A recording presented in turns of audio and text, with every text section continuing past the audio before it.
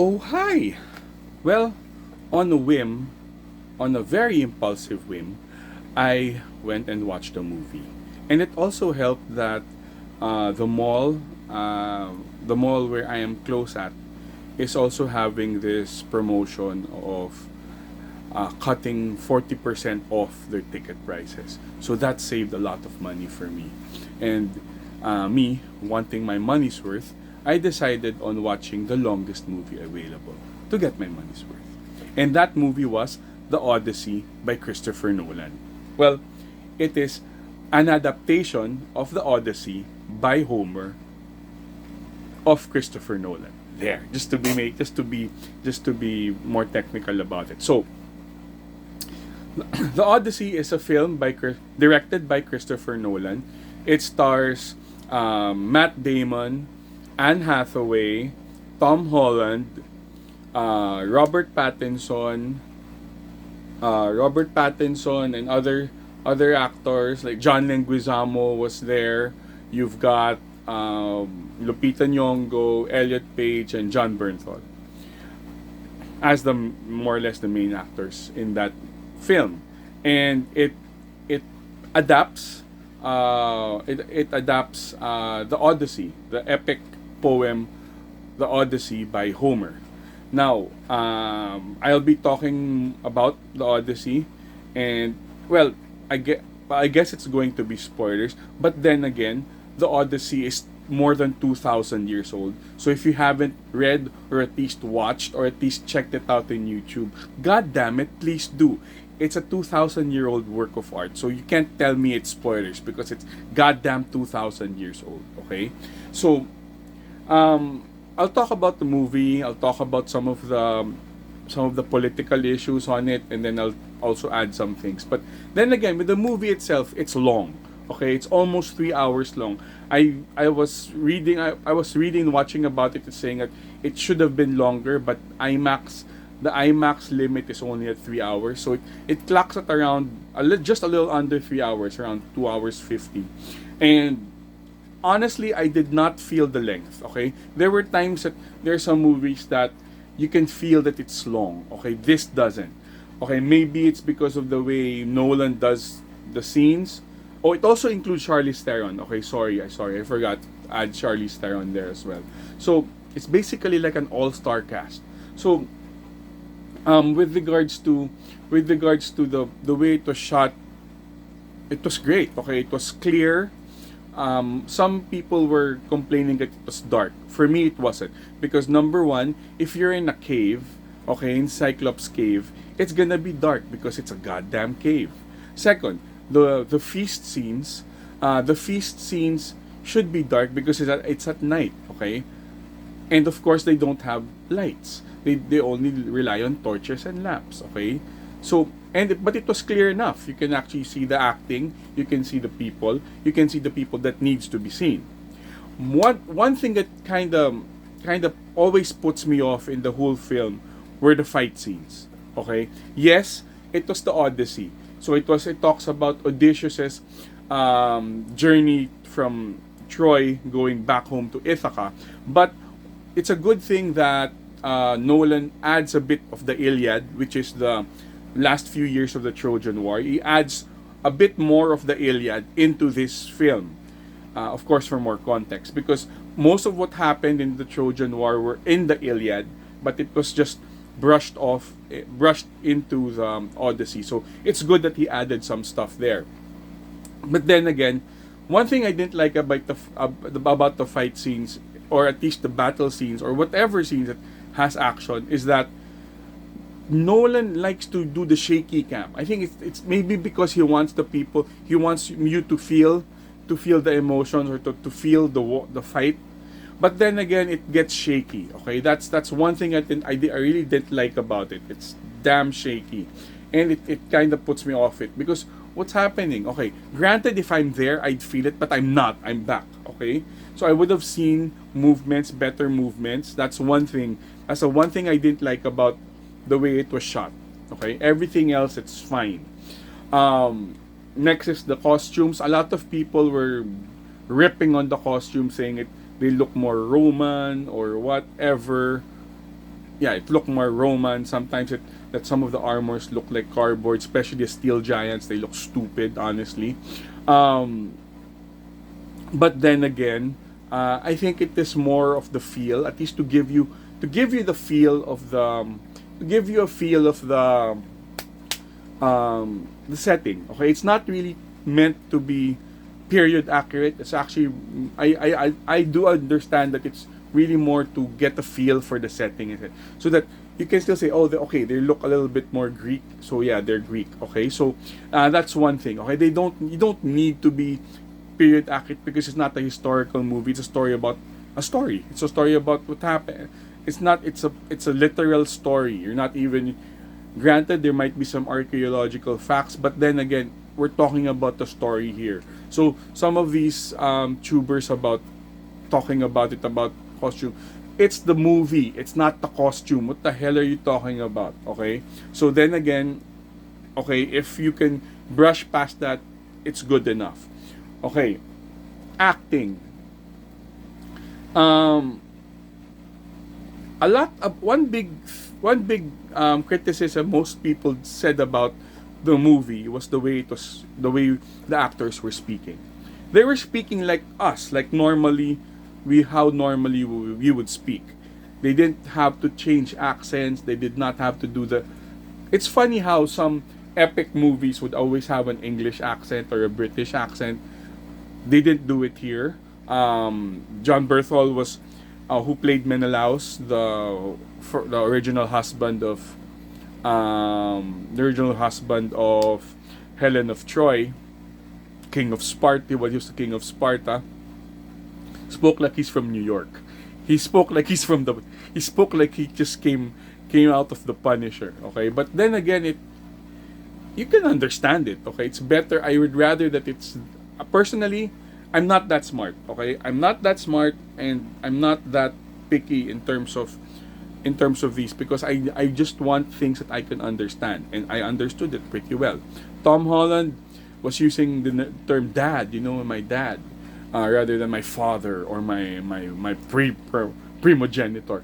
But then again, it made it more. I think for me, I think it's something that will make you understand the whole conversation more. I find it better. Okay, John Berthel was okay. He acted like the Punisher. Okay, Matt Damon, most people don't like it, but I liked how he did it.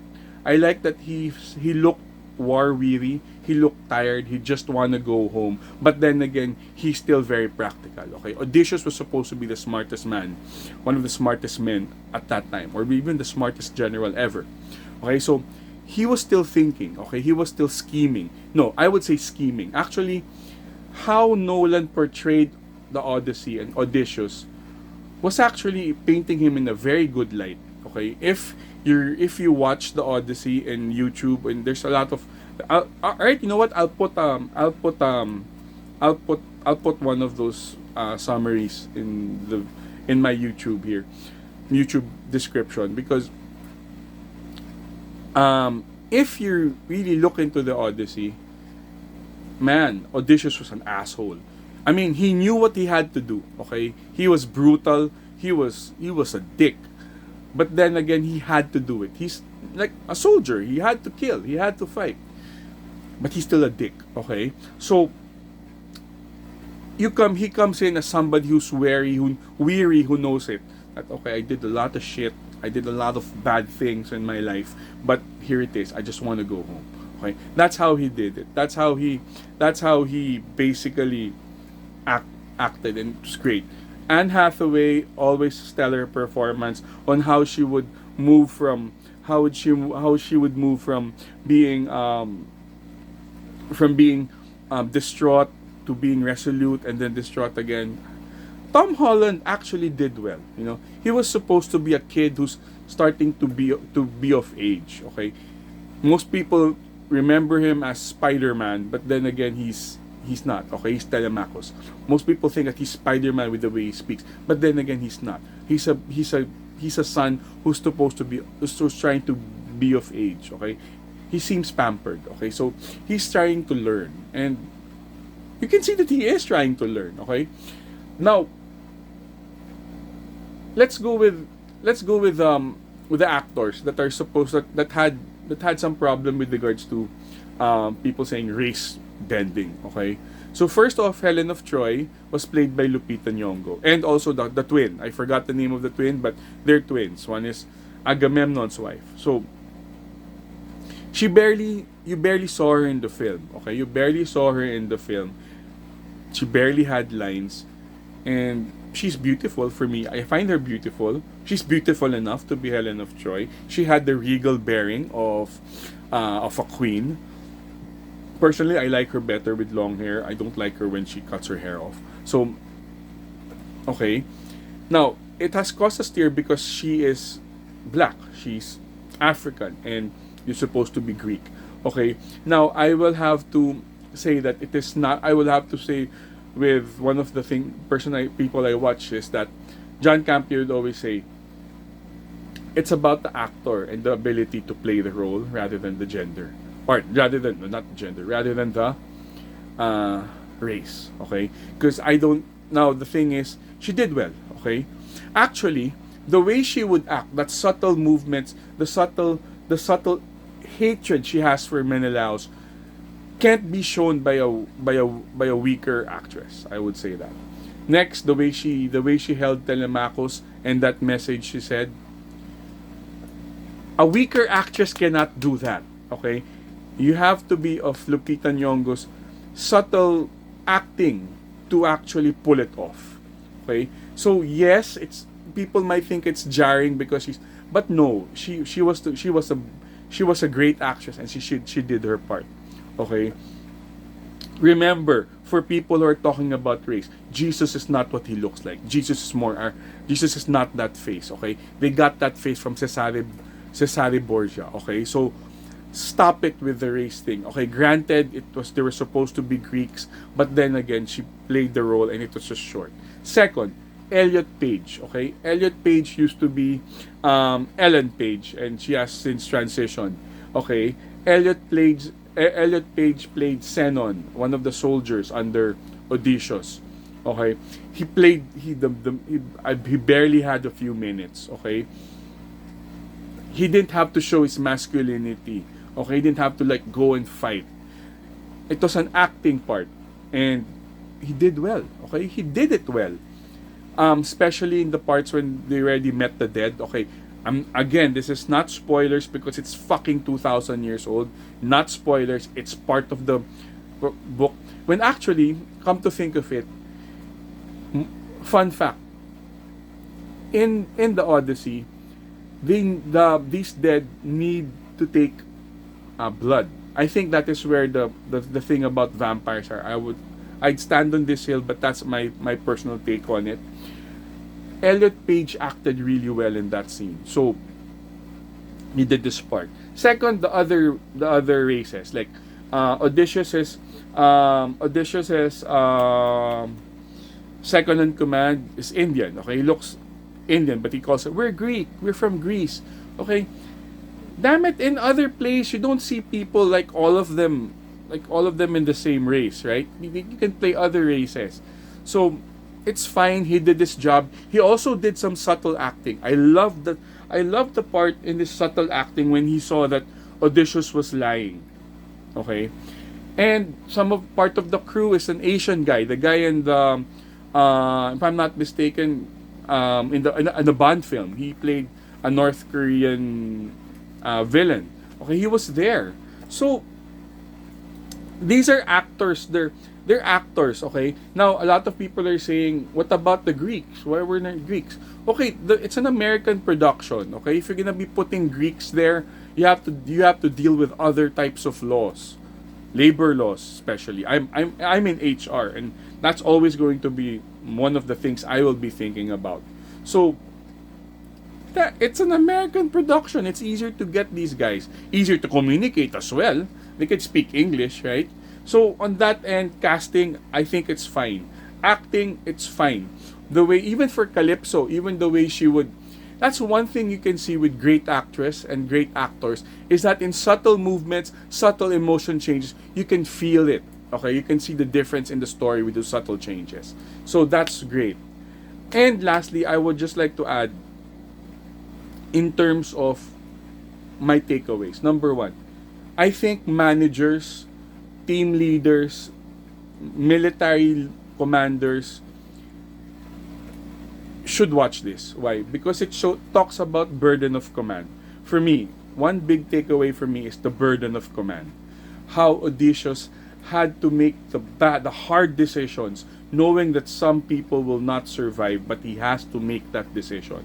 Like the one with the Scylla. The Scylla is a six-headed monster. Okay, watch it to know what I meant. But with that decision, okay, he had to make the decision. Second, he had to break the siege. He had to do something. He had to break a tradition. But he had to do it because he had to win. Okay? He had this Agamemnon behind him. Okay, that needs to talk about it. There are sometimes I would say that some things he did wrong was tell people was by giving the other people the need to know thing, which personally I don't support it, because we need to understand things. People need to understand things, but there are times that you have to do it. The need to know things, what he did to his crew, and what he did to Xenon. So that's one thing for me, is that the burden of command. Managers should see it. They need to do it. But one thing that he did so without I mean he didn't do it with malice. He did it out of necessity. Okay, that goes the fine line. Second, another thing is people can get weary with things. It seems like he didn't really want to go home. Okay, people were thinking, does he really want to go home? Because at the end of it, maybe he was already thinking that for all the shit he did, is it even worthy? Is it even worthy for him to get back? Okay, so that's one thing also. That's one thing to think about. Also, a scene that really that kind of creeped me out was the Cersei scene. Cersei was a witch, or a goddess, or a witch who turns men into different animals. Okay, that scene was pretty freaky, but then again, we do understand how she felt, and most people are saying that she should have been more beautiful, should have been more confident. No, I think this is better. This is more grounded, easier to understand how she felt and her motivations. Okay, there's some people that were scarred so much that even before you do something, they already go on the offensive, and I don't think that's right. Okay, you have to see everybody differently, but then again, you can't blame her also, because she was wrong. Okay, it happened to her, so things happened to her for sure. So you have that, and those are my takeaways on it. Personally, it's a great movie. Okay, it's not as great as the other films. I've watched Nolan's other films like Inception. There's The Prestige. There's the Dark Knight trilogy. There's also Dark Knight trilogy, and then there's also Tenet, which I still don't get. Okay, I wasn't able to watch Dunkirk and Memento, but I did watch it in the computer rather than in the film. But for the rest, I watched it all in film. So in the movie house, and now I watched Odyssey. I would say it's not his best work. Okay, it's not his best work.